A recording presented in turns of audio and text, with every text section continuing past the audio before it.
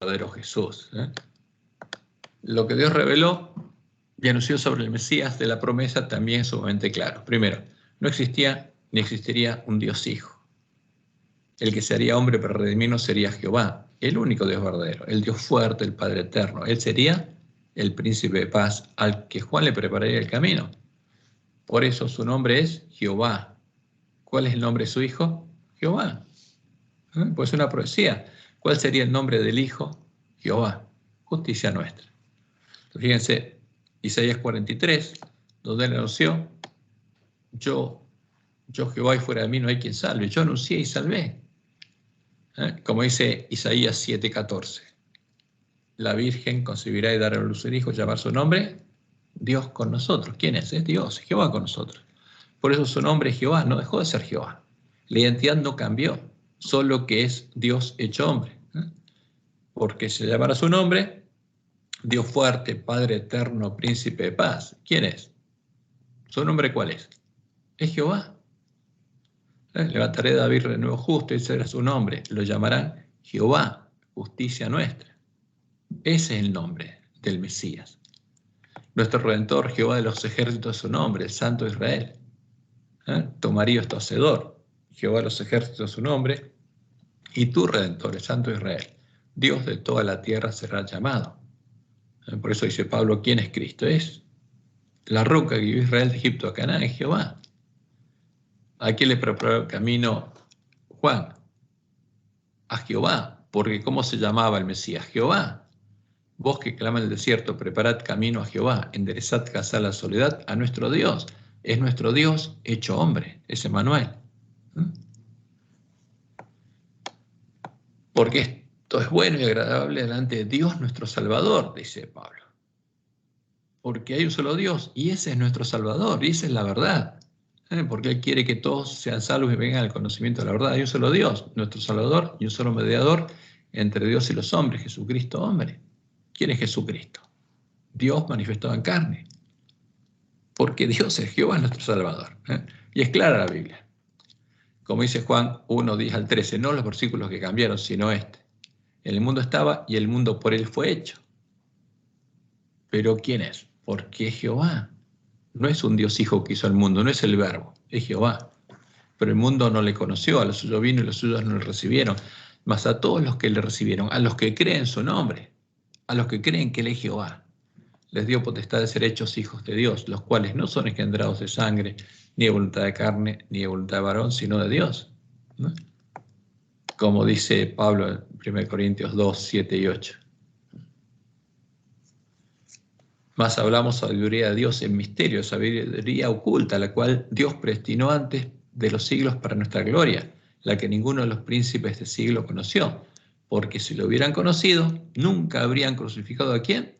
Al Señor de la gloria, citando el Salmo 24. Alzaos, oh puertas, vuestras cabezas, y alzaos vosotras puertas eternas, y entrará el Rey de gloria. ¿Quién es este Rey de gloria? Jehová. Jehová el poderoso en batalla. Alzaos, oh puertas, vuestras cabezas, alzaos vosotros puertas eternas, y entrará el Rey de gloria. ¿Quién es este Rey de gloria? Jehová de los ejércitos, Él es el Rey de gloria. ¿A quién mataron? A Jehová se hizo hombre para morir. Y murió. Por eso se dirá en aquel día, aquí este es nuestro Dios, nos esperará y salvará. Este es Jehová. ¿Cuál es el nombre? Jehová. ¿Cómo lo conocían los miembros de la iglesia primitiva? Es Jehová. Es nuestro Dios. Jesucristo, ¿quién es? Es la roca, es Jehová. Ahora, lo interesante es que la profecía anunciaba que el Mesías sería nuestro hermano en la carne. Sería una verdadera oveja. Sería hijo de Adán, hijo del hombre, hijo de Abraham, hijo de David según la carne. Como dice Génesis 22, 18, en tu simiente serán benditas todas las naciones de la tierra, por cuanto obedeciste mi voz. Y a David, ¿qué le dijo Jehová? Y cuando tus días sean cumplidos y duermas con tus padres después que hayas muerto, yo levantaré después de ti a uno de tu linaje, el cual procederá de tus entrañas, y afirmaré su reino. Él edificará casa a mi nombre, y yo afirmaré para siempre el trono de su reino. Yo le seré el padre, y él me será a mí hijo. Ahora, yo lo voy a engendrar con tu carne. ¿Cómo es eso? Es hijo de David, pero ¿quién lo engendra? Jehová. Como dice Pablo en Romanos 1 al 3. Su hijo, nuestro Señor Jesucristo, que era del linaje de David según la carne. ¿Qué carne tenía? La carne de David. Como dice Romanos 8:3, vino en semejanza de carne de pecado, en la carne de los pecadores, y a causa del pecado condenó al pecado en la carne, en nuestra carne. Nació de mujer y nació de la ley, para que redimiese a los que estaban bajo la ley, a fin de que recibiésemos la adopción de hijos. Entonces, ¿qué carne tomó Jesús? Nuestra carne. Y el Mesías, Dios con nosotros, sería engendrado y perfeccionado por Dios, para que llegara a ser el renuevo justo de David. Por eso sería hijo de Dios e hijo del hombre. Sería el varón, el hombre cuyo nombre es el renuevo de Jehová. Isaías 53, 1 al 3. ¿Quién ha creído en nuestro anuncio? ¿Y sobre quién se ha manifestado el brazo de Jehová? Subirá cual renuevo delante de él. O sea, es el renuevo de Jehová. No hay en él, no hay parecer en él ni hermosura. Le veremos más inatractivo para que le deseemos. Sería un hombre común. Lo importante en él, ¿qué era? Su carácter. Tener el nombre de Dios escrito en la frente. Despreciado y desechado entre los hombres, varón de dolores, experimentado en quebranto, y como que escondimos del rostro, fue menospreciado y no lo estimamos.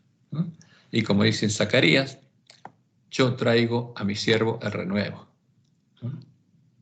Ahora, esta piedra, la piedra del ángulo del templo de Jehová, es la única piedra que tiene 7 ojos, es Jehová. He aquí cómo va a ser un varón. Yo grabaré su escultura, dice Jehová, lo voy a perfeccionar yo. Va a ser el primogénito. Y quitaré el pecado de la tierra en un día. Y en Zacarías 6, 12 al 13 nos dice que este varón, que brotaría de Jehová, de sus raíces, y edificaría el templo de Jehová. O sea, el verdadero templo de Jehová, el templo del nuevo pacto, lo edificaría el Mesías, como Dios le dijo a David. Y Jehová pondría su trono en ese templo, y a su lado se sentaría el Mesías, y consejo de paz habría entre ambos. Y como dice Isaías 4:2, no solamente sería el renuevo justo de David, sería el renuevo de Jehová. En aquel tiempo, el renuevo de Jehová será para hermosura y gloria y el fruto de la tierra, sus hermanos, para grandeza y honra a los sobrevivientes de Israel. Y lo interesante es esto, que Priep y todos los teólogos lo tuercen. Siendo profeta, de él habló David en los Salmos. Estas palabras de David son tomadas por algunos teólogos no para hablar del Mesías engendrado por Dios, como Dios dijo, de Dios con nosotros, sino para hablar de un Dios hijo que habría sido engendrado por Dios. Y tuercen las palabras de David. Pero si leemos Hechos 2, del 30 al 35, es claro.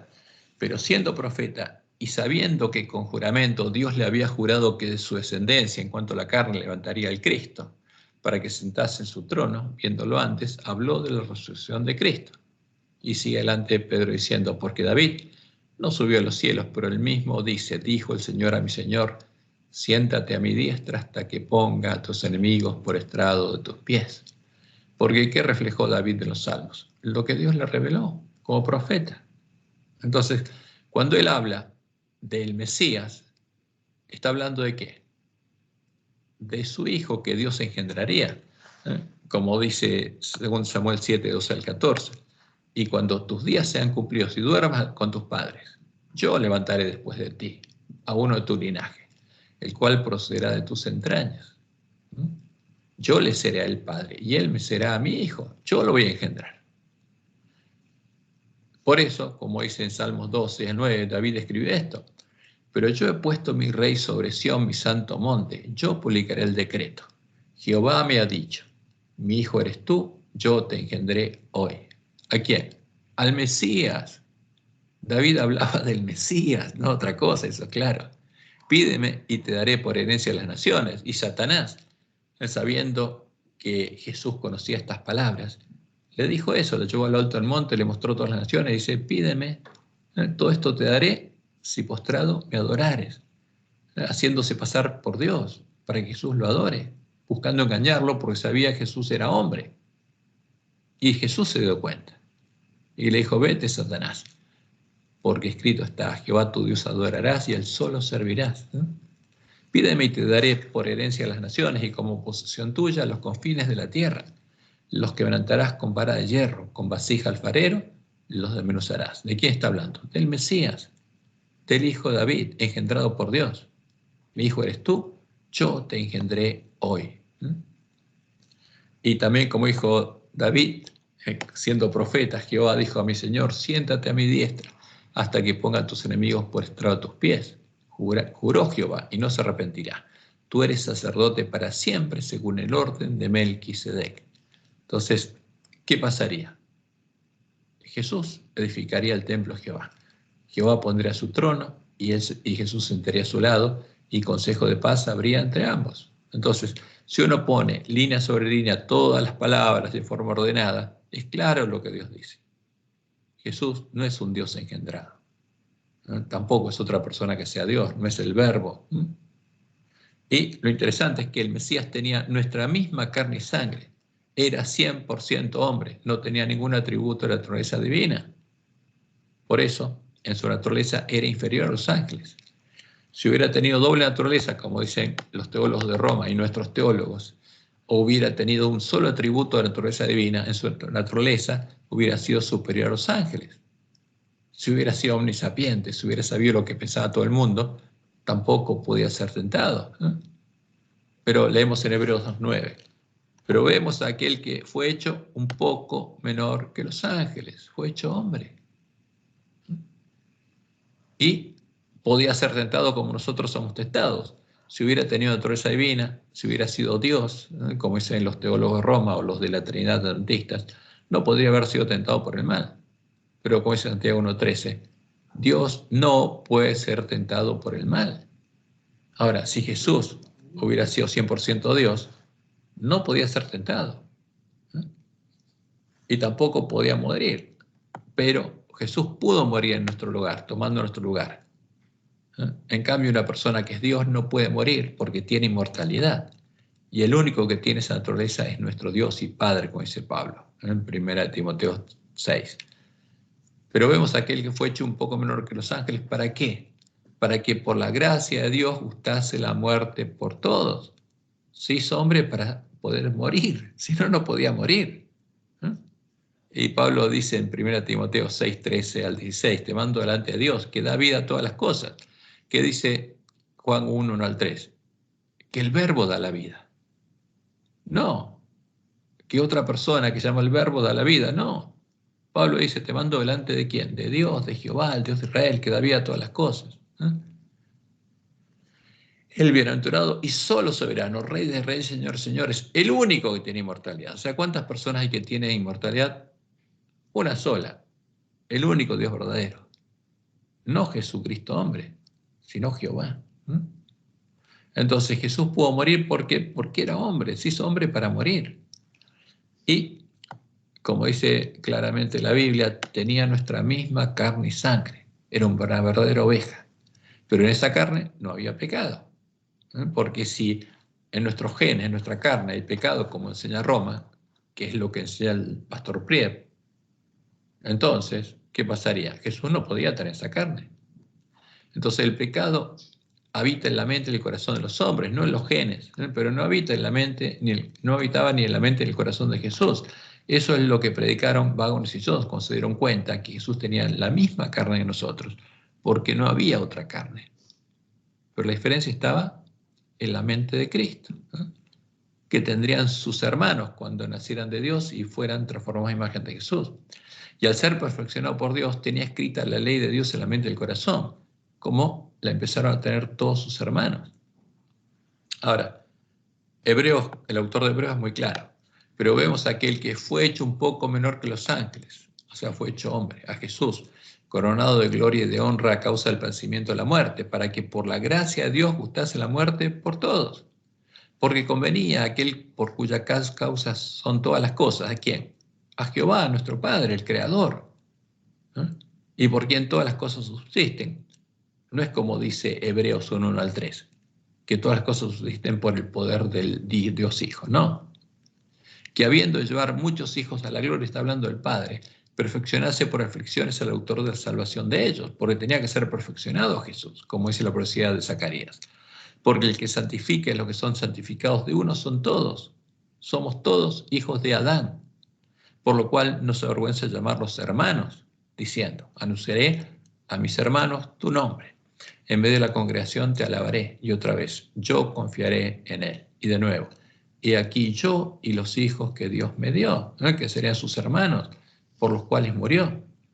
Así que por cuanto los hijos participaron de carne y sangre, él también participó de lo mismo, de la misma carne y sangre.